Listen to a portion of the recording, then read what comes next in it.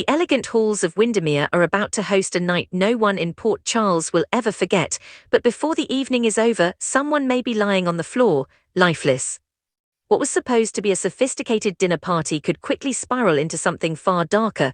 Secrets will collide, old enemies will face each other, and one shocking discovery could bring the entire night crashing down.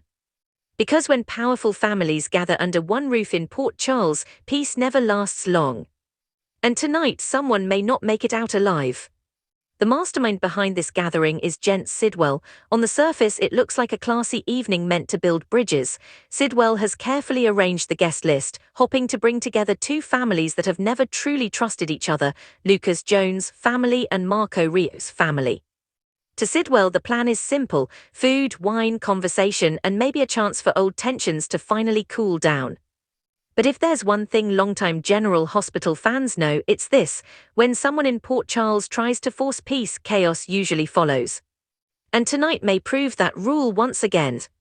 As the evening begins, Wyndemere looks breathtaking. The castle is glowing with candlelight, elegant music floating through the halls. Waiters move quietly between guests with trays of champagne. Everything appears perfect. But beneath the polished smiles and polite greetings, tension is already simmering. Because some of the people invited tonight are anything but friendly. One of the first sparks of trouble is almost guaranteed the moment Jerome and Lucy Coe come face to face. These two women have never exactly shared warm feelings toward each other.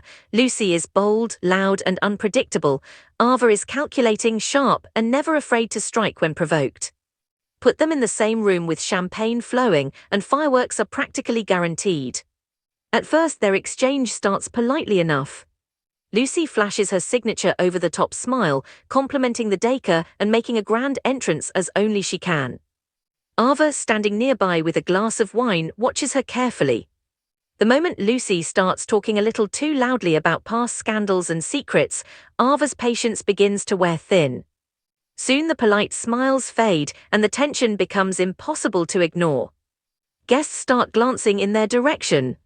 Sidwell, trying desperately to maintain control of his elegant evening, realizes he may need to step in before Lucy and Ava turn his dinner party into a battlefield. But surprisingly, that confrontation might be the least of his worries tonight. Because somewhere inside Wyndemere, another far more dangerous situation may already be unfolding. One name hovering quietly over the entire evening is Pascal. Pascal has made enemies, powerful ones. And if tonight goes wrong, he could be the one who pays the price. The truth is, several people at this party might have reasons to want Pascal silenced. One of those people could be Marco Rios. Marco has always been fiercely protective when it comes to Lucas Jones. If Pascal pushes things too far, if secrets come dangerously close to being exposed, Marco might decide the only way to protect Lucas is to eliminate the threat. Imagine the moment. Voices raised in a private hallway, accusations flying. Pascal refusing to back down. Marco's patience snapping.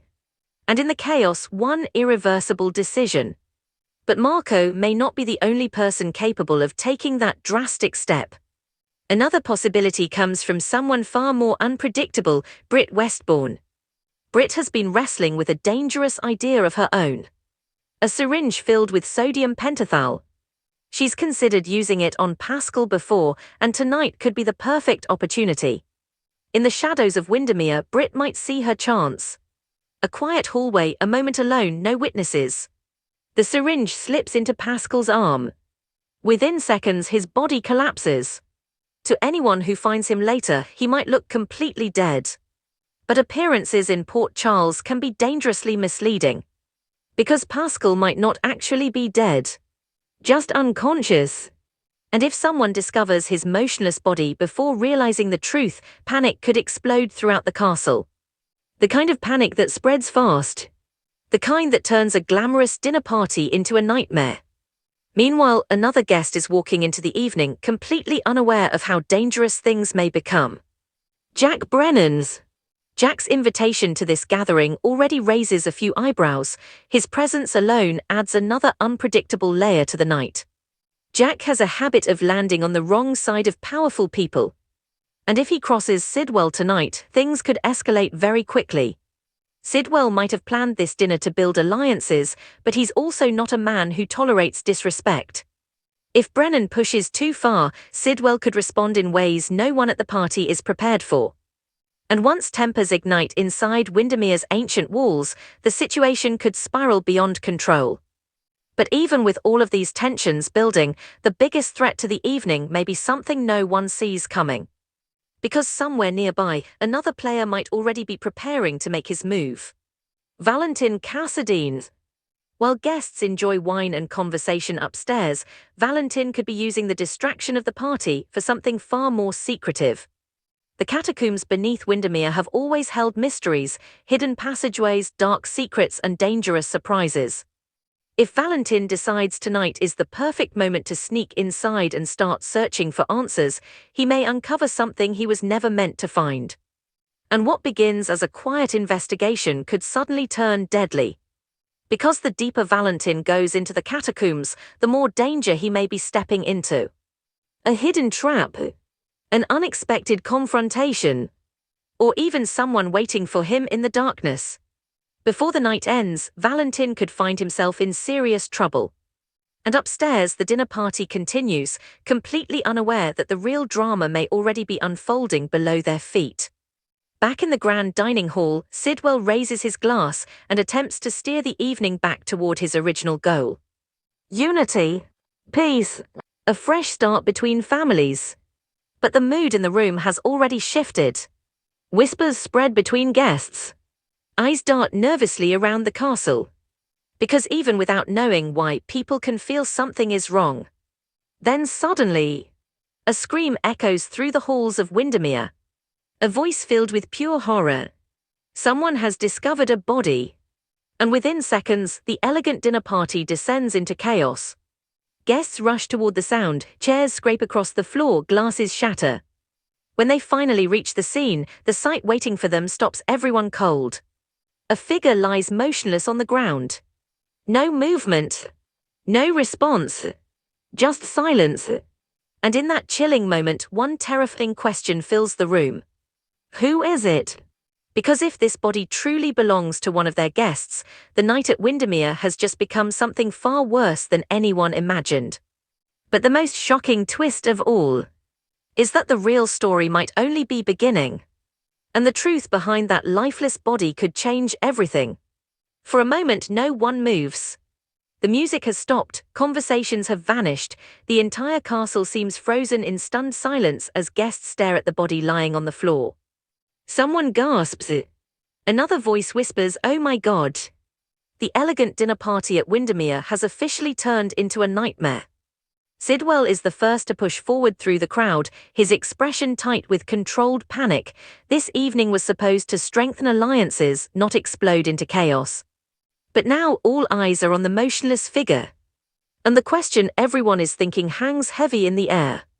Is this person dead? Ava Jerome steps closer, her sharp instincts kicking in immediately. She has seen enough danger in her life to recognize when something is very wrong. Lucy Coe, who only moments ago was busy sparring with Ava, suddenly falls silent. Even Lucy understands the seriousness of what they're witnessing. Someone kneels beside the body. A hand reaches out carefully, checking for a pulse. Seconds stretch painfully long. Then the person checking suddenly looks up, eyes wide with shock. I can't feel anything. Gasps ripple through the room. Just minutes ago, this castle was filled with polite laughter and forced smiles. Now it feels like the scene of a crime. Sidwell tries to take control. "Everyone calm down," he says firmly. "Let's not jump to conclusions." But inside, even he knows things have gone terribly wrong. Across the room, Marco Rio stands perfectly still. His expression is unreadable, but his mind is racing.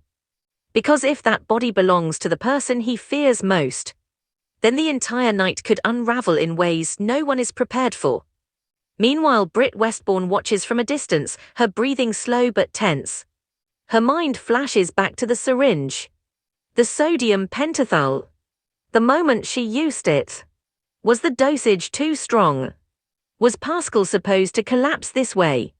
Or is something even worse happening? Britt keeps her composure, but a storm of questions is raging inside her.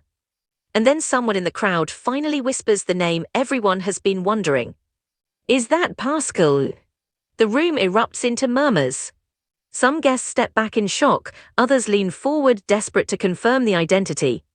If the body truly belongs to Pascal, then things just became very dangerous for several people in that room. Marco's jaw tightens. Brit's fingers curl slightly around her glass. And Sidwell realizes his carefully planned evening has become something he never anticipated, a potential murder investigation. But the truth may not be what it seems. Because suddenly the body moves. Just slightly. At first, only one person notices. Then another gasp breaks through the silence. Wait, did you see that? Ava kneels down beside the body and leans closer. Her sharp eyes scan carefully. Then she speaks, her voice steady but intense. He's breathing. The tension in the room shifts instantly. The body isn't dead. Pascal is alive. Unconscious, yes, completely unresponsive, but alive. Relief washes over some of the guests. But for others, the situation may be even more terrifying now. Because if Pascal wakes up, he could reveal exactly what happened to him. And that truth might expose someone standing in the very same room. Sidwell exhales slowly, trying to steady the situation. Call for medical help, he orders. But even as someone rushes to make the call, the tension inside Wyndemere refuses to fade. Because one mystery has only opened the door to another. What happened to Pascal? Was this an accident? Or was someone at this party trying to eliminate him? Across the room, Lucy Coe begins whispering rapidly to anyone who will listen. This is exactly why I never trust fancy castle dinners, she says dramatically. There's always a body. Ava rolls her eyes, but even she can't deny Lucy has a point. Nothing about tonight feels normal anymore. Meanwhile, Jack Brennan watches everything carefully from the edge of the room. His instincts tell him something deeper is happening. And Brennan has learned over the years that chaos like this rarely appears without a reason. He glances toward Sidwell. Then toward Marco. Then briefly toward Brit. Everyone seems calm on the surface, but beneath that calm, secrets are swirling. But the biggest danger might not even be inside the dining hall. Because far below the castle, Valentin Cassadine is still moving quietly through the dark catacombs. While the chaos upstairs distracts everyone, Valentin has slipped deeper into the underground tunnels. His flashlight cuts through the darkness, revealing old stone walls and narrow passageways. The silence down here feels heavy. Oppressive. Valentin knows Windemere's history well enough to understand that these tunnels have seen centuries of secrets. And tonight he may be getting closer to one of the most dangerous. But suddenly, a sound echoes behind him. Footsteps. Valentin turns sharply. Hello, he calls out into the darkness. No answer. Just silence. Then another faint noise. Someone else might be down here. Someone who knows these tunnels and may not want Valentin snooping around. Valentin moves slowly forward, tension building with every step. If he isn't careful, his search for answers could lead him straight into a deadly trap. Back upstairs, paramedics finally arrive at Wyndemere. Pascal is carefully placed onto a stretcher while guests watch nervously. Brit's heart pounds quietly in her chest. If doctors run the right tests, they might discover exactly what caused Pascal to collapse. And that discovery could point directly to her. Sidwell tries to restore order, but the elegant atmosphere of the party has been completely destroyed. Guests whisper in clusters. Suspicion hangs thick in the air. Because everyone knows something isn't right. And no one trusts anyone else anymore. As Pascal is carried out of the castle, Ava folds her arms thoughtfully. This night is far from over, she murmurs. And she may be absolutely right. Because the events at Wyndemere tonight could set off a chain reaction that spreads across all of Port Charles. Secrets are already cracking open. Alliances are beginning to shift. And once Pascal wakes up, the truth could ignite an entirely new war. But the biggest question remains unanswered. Was Pascal the real target tonight? Or was he just the beginning? Because when powerful families collide inside a place like Wyndemere, the fallout rarely ends with a single victim. And as this story continues to unfold, more shocking twists may be waiting just around the corner. So here's the question everyone in Port Charles will soon be asking. Who really attacked Pascal? Was it Marco trying to protect Lucas? Was it Britt trying to control the situation with that syringe? Or is there another hidden player pulling the strings behind the scenes? And if Valentin's search in the catacombs uncovers something dangerous, could the next body discovered at Wyndemere be someone far more important? Let me know what you think. Who do you believe is truly responsible for the chaos at Sidwell's dinner party? And do you think Pascal will reveal the truth once he wakes up? Share your theories in the comments below. And if you enjoy daily General Hospital spoilers, recaps and predictions, don't forget to subscribe and turn on notifications so you never miss the next twist coming to Port Charles.